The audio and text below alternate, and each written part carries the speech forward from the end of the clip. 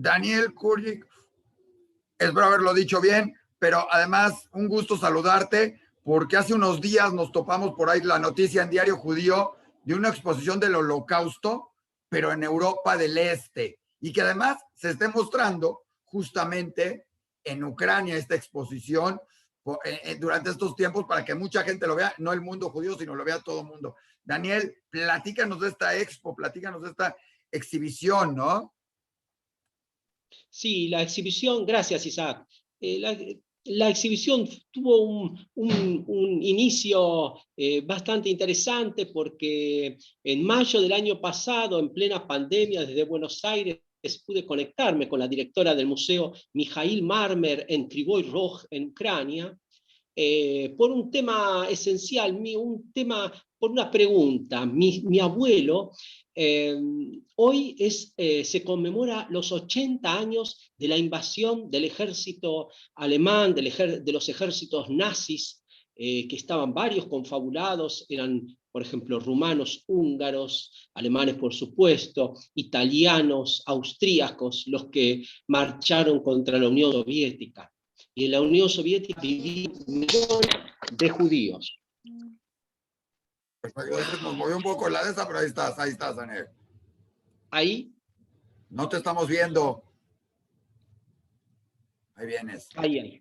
Ahí ya estás Y de regreso. en la Unión Soviética vivían millones de judíos, fundamentalmente en la zona de Ucrania, Besarabia, bueno, también en la parte, digamos, de Rumania, eran los territorios eslavos, ¿no?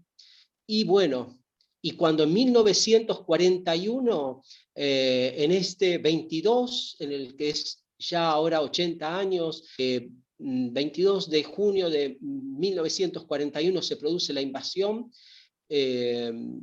las comunidades judías van a ser arrasadas tanto por los ejércitos alemanes como por grupos de tareas que se llamaban los Einsam-Gruppen. Después vendrían los colaboracionistas, los de distinto tipo, pero básicamente este comienzo fue un comienzo nefasto. Tuvo unas hazañas de una crueldad inimaginables, lo que pasó en la Unión Soviética. En la Unión Soviética, donde vivían millones de judíos y principalmente en Ucrania, y muchísimos en Odessa, en la región de Odessa. En la región de Odessa, en la ciudad de Odessa fueron asesinados 100.000 judíos, y en la región, que sería como nosotros, como la provincia de Odessa, unos 280.000 judíos, solamente en Odessa, en la región y en la ciudad, para tener una idea de la magnitud de la crueldad ejercida por los nazis sobre el pueblo judío, también sobre el pueblo gitano, también sobre los comisarios comunistas. Oye, Daniel, ¿y cómo llega? Me decías que fue muy curioso cómo llegó esta exposición, bueno, a Ucrania a mostrarse, a que de repente sea para un público en Ucrania, hablando del holocausto en propia Ucrania, en un lugar donde normalmente ha sido bastante reprimida, no tanto Ucrania, sino toda Europa del Este, de repente fue muy reprimido hablar del tema, me parece. Exactamente. Después nosotros tenemos los grandes, los que empezaron toda la hazaña de poder intentar contar, que fue Vasily Grossman y Ilya Ehrenburg, que eran judíos, que en realidad primero fueron los que narraron los primeros acontecimientos, incluso Stalingrado, la batalla de Stalingrado, narrada por Ilya Ehrenburg y también por Vasily Grossman. El tema es que después, cuando va terminando la guerra, Stalin va a prohibir casi que se hable del tema, y casi que no se hablaba en la Unión Soviética sobre, en particular, ¿no? Porque la Unión Soviética fue... Imaginen que 27 millones de personas murieron en la Unión Soviética. 12 millones eran soldados soviéticos y los otros eran civiles. Dentro de esos civiles están las comunidades judías, que el último número que yo tengo es que fueron asesinados en forma directa o indirecta 2,9 millones de judíos soviéticos.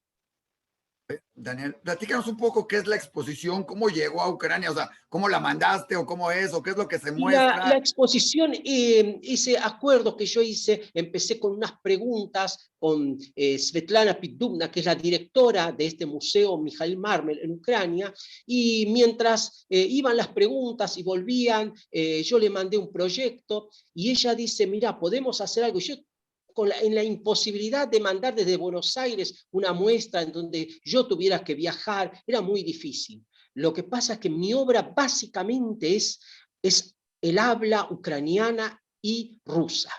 Yo desde chiquito nací con las historias de mi madre. Mi madre se llama Lidia Isita, ella es de la región de Odessa, y él siempre no dejó de contar barbaridades desde chico. Yo escuchaba que le contaba a mi padre, y yo fui pregnando eso. Soy ingeniero civil, trabajé en las gigantes, trabajé para multinacionales, pero ya en 1999 empecé a trabajar los primeros poemas sobre eso, sobre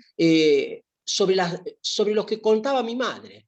Y por supuesto después me explayé sobre los temas, los fui caminando. Y bueno, un poco cuando le cuento a ella y ella me dice, mira, yo le digo, mira, hagamos un proyecto, yo te mando todo por email y vos imprimís allá y podrás armar la muestra. Y un poco fue eso. Entonces, durante un año, yo por mes, todo por Messenger lo hicimos. Por Messenger ella me manda sus preguntas en ruso y yo contesto en español. Usa el traductor y así yo puedo leer el ruso y es muy rápido el movimiento de información. Muy terrible también porque dentro de la comunidad judía donde está el museo se enfermaron como 20 personas, 2 o 3 murieron, bueno, la tragedia, ¿no? Yo en un momento creía que incluso había, no sé, le había pasado algo a ella o a su familia.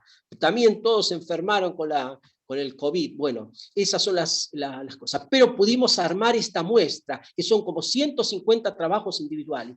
Mis trabajos tienen esta impronta. Yo o escribo un poema o escribo un texto o hago un trabajo de investigación y después de ahí hago unos trabajos visuales en función de casi como una especie de resumen de mis investigaciones. Y queda el trabajo visual hecho, ¿no? Queda un papel de 25 por 35, es un papel fabriano, se llama, muy bueno, y bueno, queda una tinta, un acrílico, y queda algo, ¿no? Y quedan algunas palabras. Dentro de los trabajos vas a ver alguna palabra en ruso o en español que dice, por ejemplo, toda mi caligrafía dice, no matarás, no matarás, ne ubivai, nicht toten, not kill. Es esa impronta que quiero dar en forma de repetitiva, siempre en español escribo la caligrafía, pero esa impronta de no matarás, el viejo mandamiento que diera alguna vez Dios a Moisés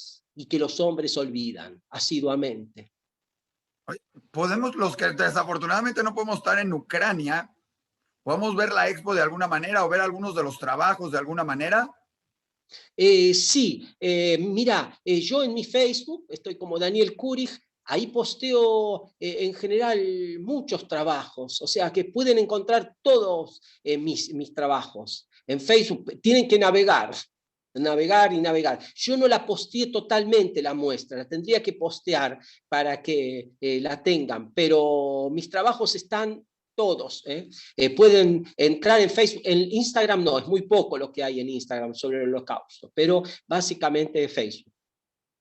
Dime algo, ¿qué te han dicho de Ucrania o qué te han dicho, qué respuesta ha tenido de la misma gente allá? Ah, maravilloso, maravilloso.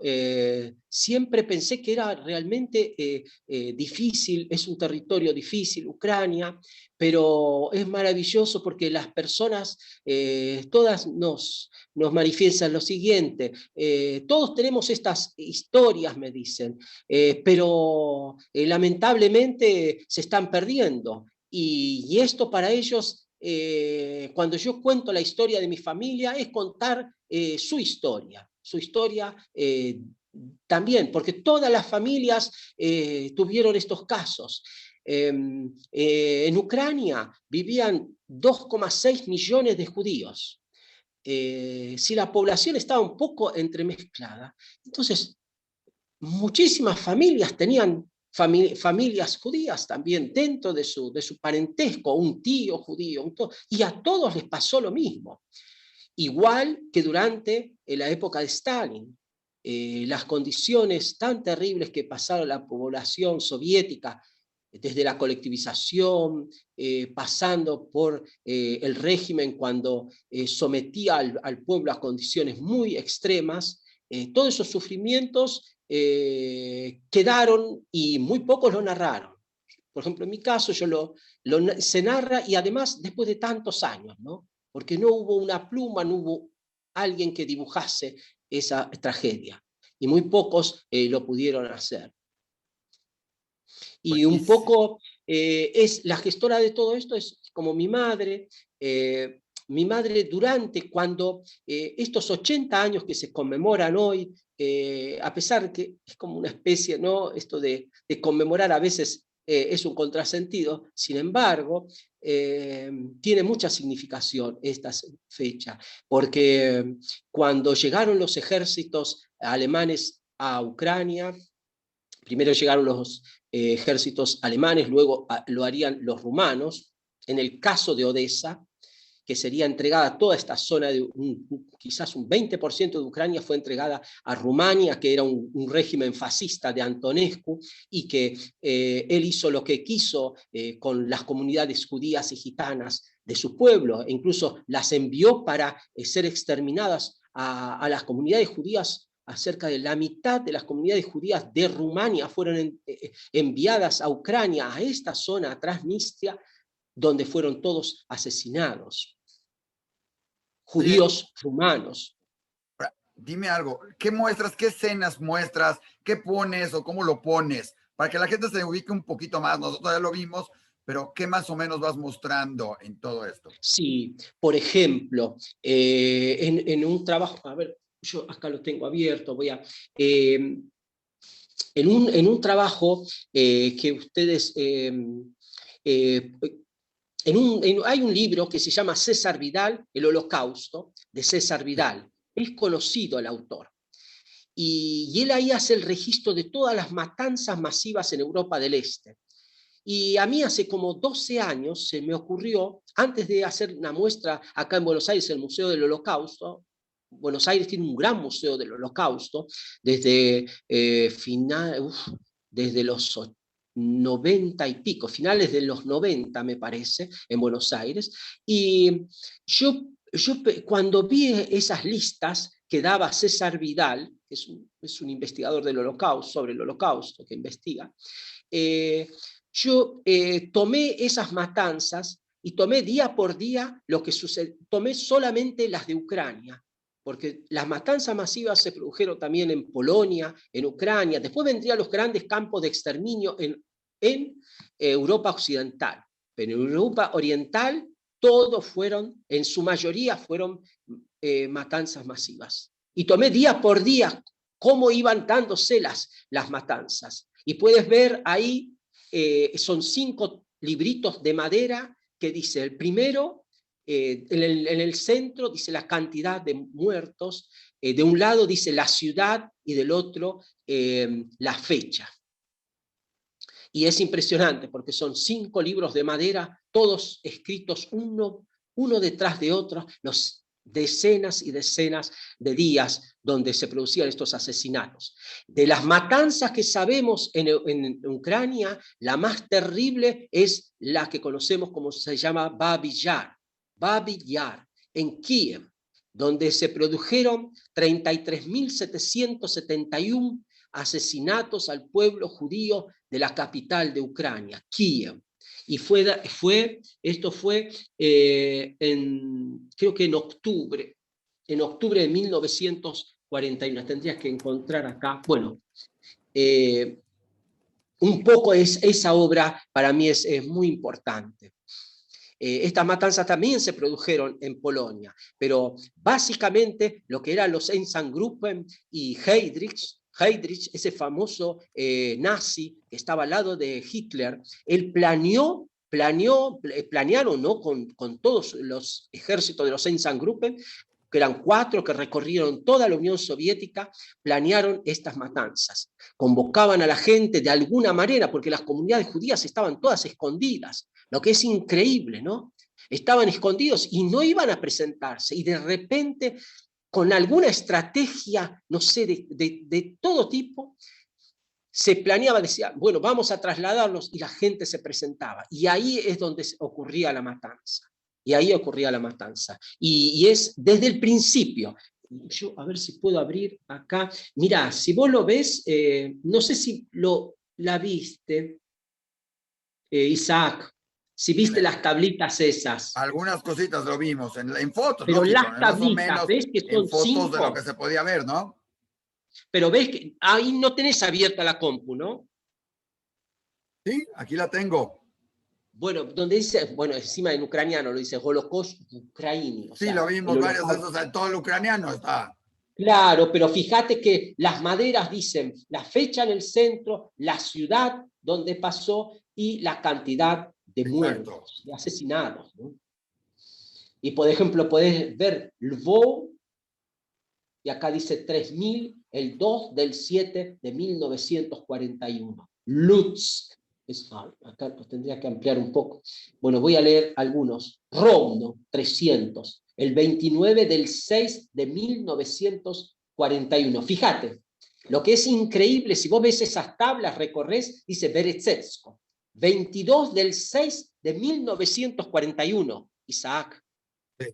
Vos escuchás la fecha, el primer día de la entrada de la mierda de los nazis a la Unión Soviética, asesinan ya ese primer día en una matanza masiva a 300 judíos. ¿Te das cuenta? Y después vas a ver, mirá, Lutz 2000, el 30 del 6 de 1941, el Lvov 3000, el 4 del 7 del 41, ¿ves? ¿Te das cuenta? Dubno 900, donde vivía mi familia paterna, el 22 del 8 de 1900, 900 judíos. Jitomir, fíjate el número, Jitomir, 15.000 judíos el 19 del 9 de 1941.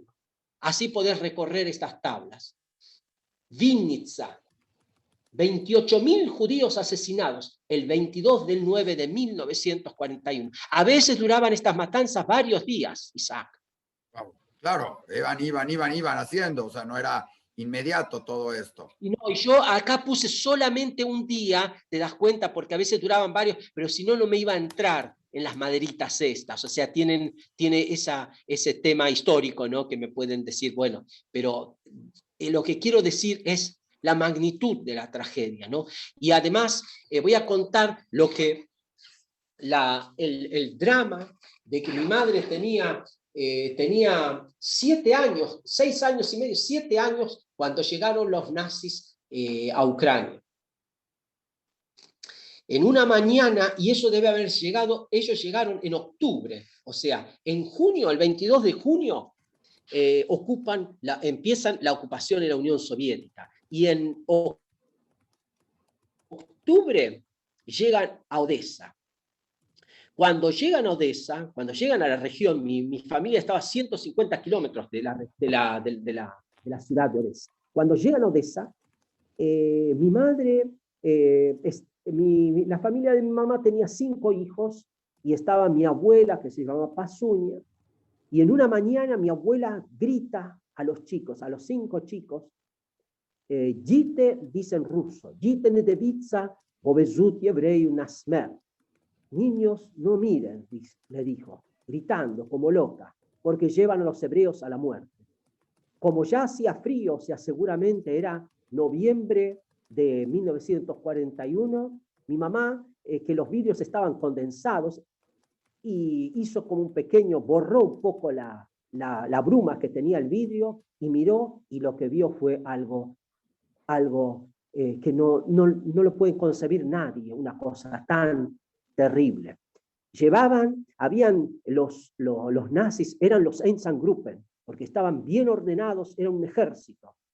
Iban con trineos de carga y habían, entre comillas, cazado no sabemos cuántos eran, más de 100 judíos seguros, y la mayoría seguramente eran judíos. Y los habían cazado y los habían colocado en forma horizontal sobre trineos de carga. Y los pasaban así por toda la aldea. Los trineos de carga se usan mucho, porque en invierno está todo congelado allá, entonces va el trineo de carga con un caballo y va arrastrando. Y las personas estaban todas en posición horizontal, atados y alambrados como leños, como leños.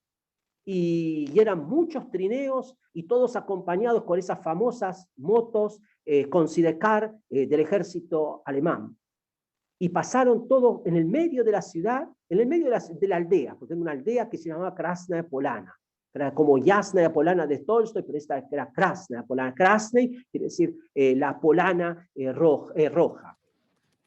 Y pasaron al mediodía, o sea, estaba completamente, hacía frío, pero, y bueno, y fueron todos asesinados a 4 kilómetros en una aldea cercana, ahí, lindante, que se llamaba Bajachiuca.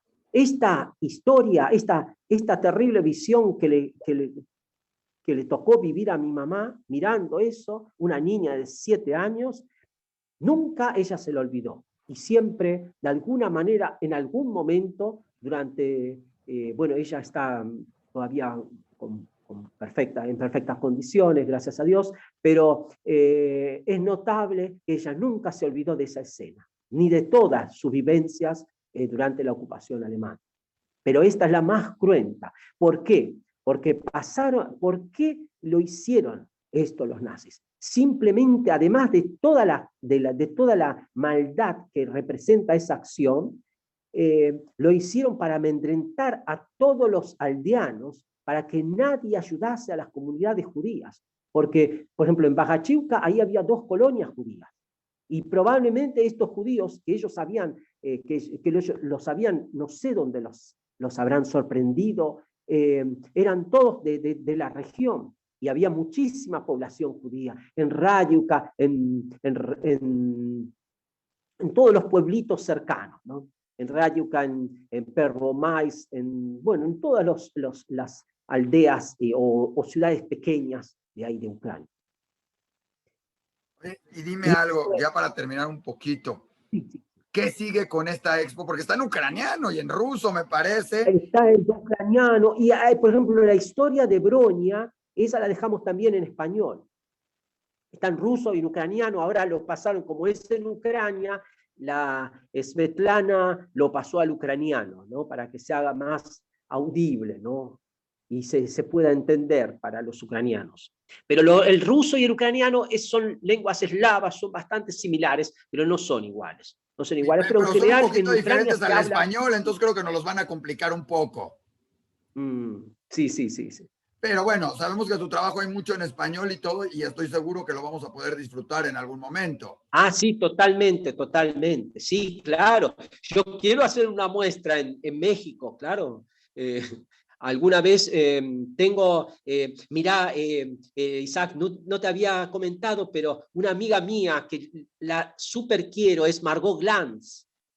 Y la conoces, ¿no? Claro, una y Margot personalidad Glantz, acá en el país. Ellos, claro, y ella, mira, hace poquito me atendió, estuvimos hablando sobre stalinismo y sobre Nadezhda Mandelstam, la esposa de Osip Mandelstam, que fue una víctima del stalinismo, y ellos son, la familia de ella son judíos de Odessa. Buenísimo. Sí, es maravilloso. Muchas veces pude platicar con ella e incluso la tuve en una muestra mía que se llamaba La Revolución, una cita entre guerras, genocidios y vanguardias, que hice, la tercera que hice en la Facultad de Arquitectura de la Universidad de Buenos Aires, y ella puso un texto también muy interesante, no era de ella, sino era de otro escritor maravilloso sobre el Holocausto.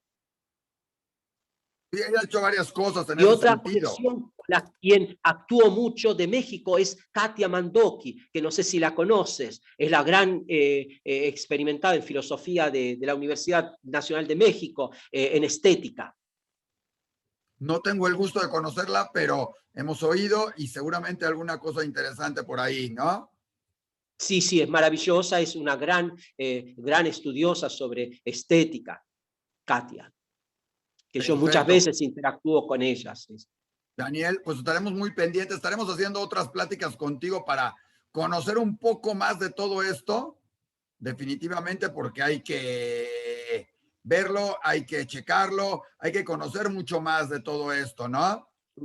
Claro, sí, claro. Y sí, y básicamente es el intento, nosotros hacemos un intento de poder realizar un registro, ¿no? de algo de lo que pasó, ¿no? De esa injusticia que tuvieron que padecer esos millones de seres, ¿no?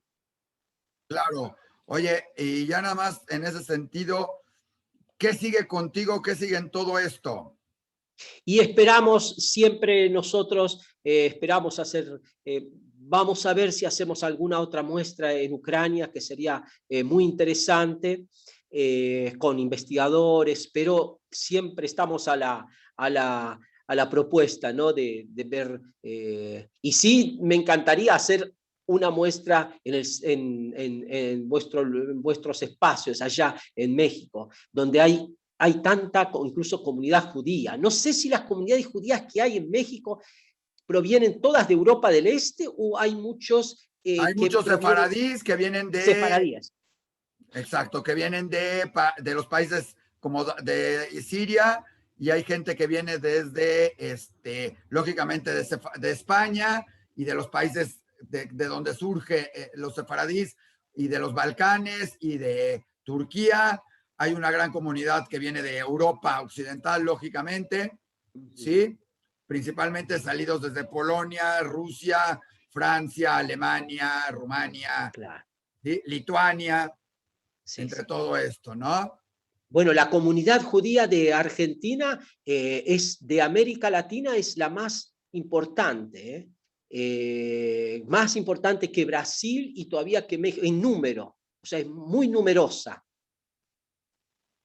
Ya estaremos viendo cómo está todo esto y viendo en qué podemos trabajar y hacer y darle más difusión, porque todo esto pues merece más difusión y todo, ¿no? Bueno, muchas gracias, Isaac. Gracias a ti y estamos en contacto, Daniel. Gracias por la plática y la repetiremos porque quedan muchas cosas y muchas historias que contar de todas estas que están ahí y valen la pena irlas contando y platicando y que la gente las conozca. Si no en la expo, por lo menos que la conozcan y la vayan viendo por acá, ¿verdad?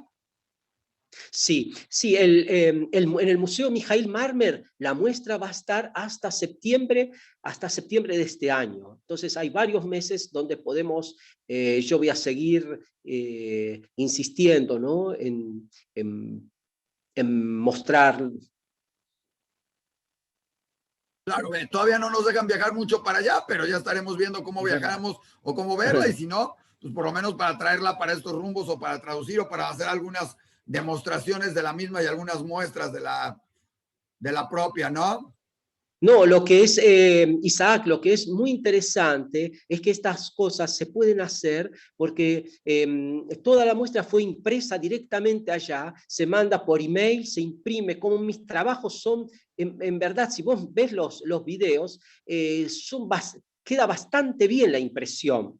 Y entonces no hay problemas ni de traslado de obra, que es costosísimo, te das cuenta, y los poemas se imprimen, no hay problema, y bueno, eso es también todo un tema que muchos artistas no quieren hacer, pero nosotros ahora estamos casi obligados, ¿no? Primero con los costos muy, muy elevados, y segundo que te permite una posibilidades muy, muy importantes, ¿no? De hacer algo con pocos presupuestos, pero podemos dejar una impronta, ¿no? Claro, por supuesto, para ver todo eso y hacer en ese sentido todo eso, ¿no? ¿Eh? Uh -huh. Sí, sí. Pues Daniel, nuevamente muchas gracias. Seguimos en contacto y ha sido un placer platicar contigo sobre esta muestra que de repente nos topamos en Ucrania sobre el holocausto Sí. de los judíos del este, principalmente, Sí. y lógicamente todo lo que sucedió ahí con ellos. Muchísimas gracias. Bueno, Isaac, muchas gracias a ti, ¿eh? Y saludos a todos en México.